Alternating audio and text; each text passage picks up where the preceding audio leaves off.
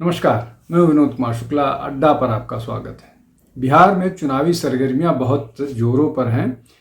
NDA ने अपनी seat sharing formula जो है वो परसों घोषित कर दिया और महागठबंधन के जो सीट शेयरिंग की चर्चा है उस पे बातचीत कल भी हुई और उस पे बातचीत अभी चलेगी। उसके बाद उस पे कुछ और फार्मूला निकल करके आता है, ये अभी देखना बाकी है। लेकिन इस बीच एक बड़ा डेवलपमेंट हुआ है। अब हम इस पर चर्चा पहले भी कर चुके हैं कि महागठबंधन में किन किन बातों को लेकर के असहमति है। कुछ चीज़ें दूर कर ली गई हैं, लेकिन अभी कुछ चीज़ें बाकी हैं और ये किसी भी समय ये घोषणा की जा सकती है कि क्या उनका सीट शेयरिंग फार्मूला है। लेकिन इन सब पर हम चर्चा कर चुके हैं और इस बीच एक बड़ा नया डेवलपमेंट हुआ है। नया डेवलपमेंट ये हुआ है कि आईआरसीटीसी घोटाले के मामले में जज ने अपना फैसला सुरक्षित तो मतलब अब उसमें इस मामले में जो है लालू प्रसाद यादव, राबड़ी देवी और तेजस्वी को दोषी ठहरा दिया है। क्वांटम ऑफ पनिशमेंट अभी नहीं डिक्लेयर हुआ है, लेकिन इन तीनों लोगों समेत कुल 12-14 लोगों को दोषी ठहरा दिया है। अब मैं आईआरसीटीसी के डिटेल पर नहीं जाऊंगा, वो टेक्निकल मामला है और जो उसमें बहुत सारी चीज़ें हैं जिसको मैं एक्सप्लेन कर सकता हूं, लेकिन जिन बातों को मैं हमेशा से करता रहा हूं मैं वही करूंगा कि इस पूरे प्रकरण के राजनीतिक मायने और इस पर राजनीति करने का आरोप लग रहा है। अब ये आरोप जो है वो आरजेडी के तरफ से आ रहे हैं। आरजेडी का ये दावा है कि चूंकि एनडीए जो है वो चुनाव हारने वाली है, इतनी पॉपुलर है महागठबंधन का जो अलायंस है कि वो एनडीए को हरा रहा है और इसलिए एनडीए ने ऐसा किया। मतलब वर्डिक्ट उन्होंने इस तरह का वो ऐसे समय पर दिलवाया। मतलब कुल मिलाकर के ये स्थिति कहने का ये है कि वर्डिक्ट जो है वो एनडीए ने इन्फ्लुएंस किया और ऐसे समय पर वर्डिक्ट दिया कि जो चुनाव को प्रभावित करे और ये हारने वाले थे, तो ये यहाँ से जीतने का रास्ता खोज रहे हैं।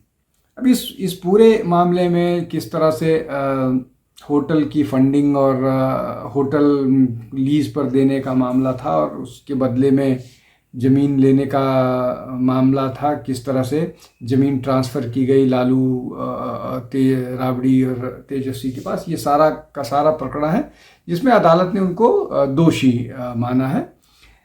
इसमें जो लालू प्रसाद के बारे में कोर्ट का ऑब्जर्वेशन है वो मैं पढ़ देता हूँ, उसके बाद मैं जो राजनीतिक बहस है उस पर बात करूँगा। कोर्ट ने, स्पेशल जज ने ये कहा, जो विशाल गोगना है राउस एवेन्यू की कोर्ट, उन्होंने ये कहा कि यू इंगेज्ड इन कॉन्स्पिरेसी, जो हाँ मतलब आपने अपनी जो पोजीशन थी उसका दुरुपयोग किया और एलिजिबिलिटी कंडीशंस जो थे टेंडर के लिए उसको मैनिपुलेट किया, साजिश करके अंडर वैल्यू किया जो परचेज लैंड पार्सल था उसको, और अदर एक्यूज जो हैं वो सब्सिक्वेंट ट्रांसफ़र में इस इफ़ेक्टिव कंट्रोल में थे इस ज़मीन पर। मतलब कुल मिलाकर के ये कि ये सब ने मिलकर के कॉन्स्पिरेसी की। लालू प्रसाद यादव मंत्री रहते हुए 2004 से 2009 में उन्होंने सेक्शन 420 उन्होंने अपने पद का दुरुपयोग किया। इसके लिए इस पूरे मामले में लोगों को दोषी ठहराया गया है और ये मामला जो है 2004 से 2009 के बीच का है जब उन्होंने इस तरह से किया। अब आते हैं असली मसले पर। जो आरजेडी है उसके सभी नेता प्रवक्ता ये कह रहे हैं कि एनडीए ने साजिशन इसको किया है चुनाव हराने की मंशा से। तो क्या जब 2024 में फरवरी 2024 में जजमेंट आया था इलेक्टोरल बॉन्ड को लेकर के, और उसमें सबसे ज़्यादा जो चंदा जिसको मिला था वो भारतीय जनता पार्टी थी, और उस जजमेंट में सुप्रीम कोर्ट ने इलेक्टोरल बॉन्ड को अनकॉन्स्टिट्यूशनल डिक्लेयर कर दिया था यूनानिमसली। तो क्या इसके बाद भारतीय जनता पार्टी को ये कहना चाहिए था कि चुनाव के ठीक बीच में, ये जो जजमेंट है 15 फरवरी का है, तो मतलब पूरी चुनावी प्रक्रिया चुनाव प्रक्रिया में थे, तो क्या ये जो चुनाव है हुआ था 2024 का, वो भी किसी योजना का हिस्सा हो सकता है? और उसमें क्या उस समय भी ये तर्क दिए जा सकते थे कि वो भारतीय जनता पार्टी को चुनाव हराने के लिए किया गया था, और बहुत सारे मसले थे, झूठ बोले गए थे जो फैक्चुअली इनकरेक्ट थे, और उसके कारण चुनाव हारी थी बीजेपी। तो क्या ये जो बात कही जा रही है ये उसलिए उस समय के हिसाब से भी ठीक होगा जो बात अभी कही जा रही है? तो वही बात 2024 में भारतीय जनता पार्टी के लिए ठीक होनी चाहिए कि चुनाव ने इस जजमेंट ने भारतीय जनता पार्टी को चुनाव हरा दिया। जो 400 सीट उम्मीद कर रहे थे वो 240 पर सिमट गई बीजेपी। लेकिन ऐसा नहीं है। चुनाव का किसी भी न्यायिक प्रक्रिया से कोई लेना देना नहीं है। जैसे एक और उदाहरण देता हूँ, 2019 से चुनाव से पहले जब राम मंदिर की सुनवाई हो रही थी, तो एक बड़े अधिवक्ता जिन पर ये आरोप लगता है कि वो कोर्ट को अपने हिसाब से घुमाते रहते हैं, जैसा चाहते हैं, और वो जो भी केस चाहते हैं उनकी मर्जी के हिसाब से अदालत सुन लेती है। इस तरह का उन पर आरोप लगता है। कितना सही है कितना गलत है मैं उसमें नहीं पढ़ता, ना मैं जानता हूँ।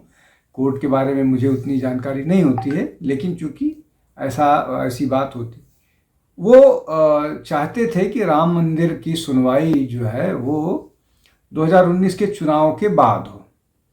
लेकिन अब इसमें दो चीज़ हो सकता है। एक तो ये कि क्या उनको ये मालूम था कि केस अपना हारने वाले हैं, जिस तरह के फैक्ट्स, जिस तरह की झूठ बातें उस मामले में फैलाई गई थी उसके बाद। दूसरा मसला ये हो सकता है, पहला तो ये कि वो चुनाव, क्या उनको लग रहा था कि वो अपना मुकदमा हारने वाले हैं, और दूसरा उनको ये लगता था कि अगर चुनाव का वर्डिक्ट आ जाएगा तो जिन पार्टियों के समर्थन में वो थे वो पार्टियां जो है वो चुनाव हार जाएंगी।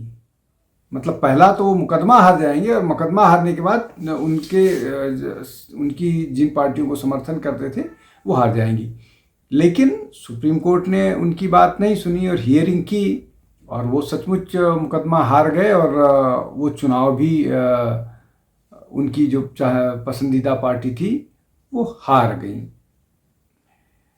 लेकिन क्या ये ऐसा ही होता है कि वर्डिक्ट्स, सुप्रीम कोर्ट के वर्डिक्ट्स, कोई गिरफ्तारी, ये सारे चीज़ प्रभावित करते हैं चुनाव को? अगर प्रभावित करते हैं तो निश्चित तौर पर उस दौरान सुनने नहीं चाहिए। लेकिन क्या जिस तरह से भारत में चुनाव होते हैं उसके बाद तो फिर उसको अगर मद्देनजर रख के फैसले आने लगे तो भारत में कोई फैसला आएगा ही नहीं। भारत में हर समय कोई न कोई चुनाव होता रहता है, और इसके लिए मोदी सरकार ने जो कोशिश की उस पर भी मुकदमा चल रहा, उस पर भी मामला जो है वो विरोध में है। विपक्ष लोग इसके विरोध में है कि ये असंवैधानिक है, ये ऐसा नहीं किया जा सकता और न किया जाना चाहिए। तो अभी का जो मामला है उसमें सबसे ज़्यादा प्रभावित आरजेडी ही होगी, क्योंकि उसके लोग इसमें शामिल हैं। तो आरजेडी ने एक कैंपेन चला दिया है भारतीय जनता पार्टी के खिलाफ और एनडीए के खिलाफ कि ये सब मिली भगत है और ऐसा किया जा रहा है, चुनाव जीतने का ये एक शॉर्टकट तरीका है। लेकिन दूसरी तरफ अभी महागठबंधन अपनी सीट ही नहीं फाइनलाइज कर पाई है कि कौन लोग कितना चुनाव लड़ेंगे। चर्चा जारी है और उस चर्चा पर निष्कर्ष कब निकलेंगे, इसलिए कि उसमें बहुत सारे विरोधाभास हैं, सबके अपने अपने। कांग्रेस जितना सीट चाहती है उतना आरजेडी देने के लिए नहीं तैयार है। कांग्रेस को देख करके सीपीआई-एमएल और वीआईपी विकासशील इंसान पार्टी वो ज़्यादा सीटें डिमांड कर रही है। विकासशील इंसान पार्टी के मुकेश साहनी जो है वो उप मुख्यमंत्री का पद चाहते हैं। तो ये सारे जो फैक्टर्स हैं, ये सारे फैक्टर्स के कारण वहाँ सहमति नहीं बन रही। लेकिन उस सहमति असहमति पर हम नहीं जाते हैं, हम उस पर जाते हैं कि क्या ये जो कन्विक्शन हुआ है, इस कन्विक्शन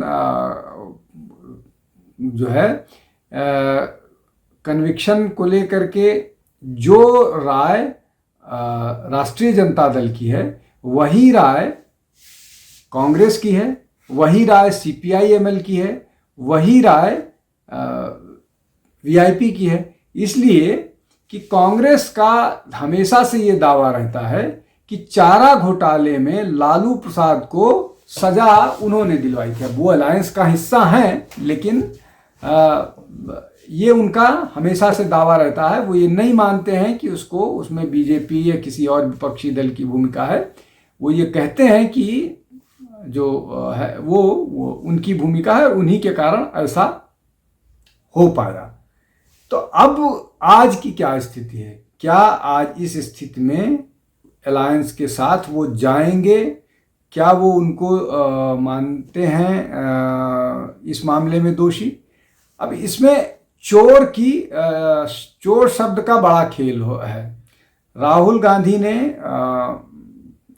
भारतीय जनता पार्टी पर एक स्लोगन दे रखा है, वोट चोर गद्दी छोड़। उसको फॉलो किया है, उसको प्रचारित कर रही है आरजेडी। दूसरी तरफ वोट चोर गद्दी चोर के जवाब में चारा चोर, जमीन चोर, इस तरह के नारे चल रहे हैं। और तो और जो ऑल इंडिया मजलिस इत्तेहादुल मुस्लिमीन एक राजनीतिक दल है, उसके नेता और उसके प्रवक्ता तक लालू प्रसाद की पार्टी को और लालू प्रसाद यादव को चारा चोर या चारा के अपराधी मान रहे हैं, डिबेट में कह रहे हैं। तो जब इस तरह की परिस्थिति हो तो क्या आप कोर्ट को दोषी दे करके अपने आप को बचाने की कोशिश कर सकते हैं, या आपका क्या इस पर दृष्टिकोण हो सकता है? सबके साथ वही है, क्या जनता आपके इस बात को या इस तर्क को स्वीकार करेगी कि आप लगातार अपने भले के लिए अपने आप को मजबूत करते जा रहे हैं, आपको जनता की चिंता नहीं है, आप ऐसे कमिटमेंट करते हैं जिसको आप पूरा नहीं कर सकते हैं। हर घर को एक सरकारी नौकरी देना हर हाउस होल्ड को असंभव है, संभव ही नहीं है। जिस तरह की अर्थव्यवस्था बिहार की है, बिहार का प्रश्न छोड़िए, हर घर को सरकारी नौकरी देना उस प्रदेश के लिए भी संभव नहीं है जिसकी अर्थव्यवस्था सबसे बेहतर है और जिसकी पॉपुलेशन सबसे कम है। ये पॉसिबल ही नहीं है। खैर, जो बातें हैं वो सबके सामने हैं और जो आरोप हैं वो भी सबके सामने हैं और अदालत ने उस पर एक फैसला लिया है। क्वांटम ऑफ पनिशमेंट पर बाद में होगी। दूसरी तरफ लालू प्रसाद कन्विक्टेड हैं और हेल्थ ग्राउंड पर अदालत ने उनको रियायत दे रखी है, बावजूद इसके कि वो राजनीतिक रैलियों में, राजनीतिक कार्यक्रमों में नजर आ जाते हैं, दिखते हैं, राजनीतिक बयानबाजी करते हैं, लेकिन उनके बारे में मतलब उनको अदालत से राहत मिली हुई है कन्विक्शन के बावजूद। तो ये स्थिति है। अब इसमें बहुत सारे लूज एंड्स हैं जिसको जो उनके सहयोगी हैं उनको बताना होगा कि वो क्या इनके साथ खड़े हैं लालू प्रसाद की पार्टी के साथ, और जनता क्या किसके साथ खड़ी है। कहीं ऐसा तो नहीं कि इस मामले में लेना का देना पड़ जाए। आज के लिए बस इतना ही। बहुत बहुत धन्यवाद। नमस्कार।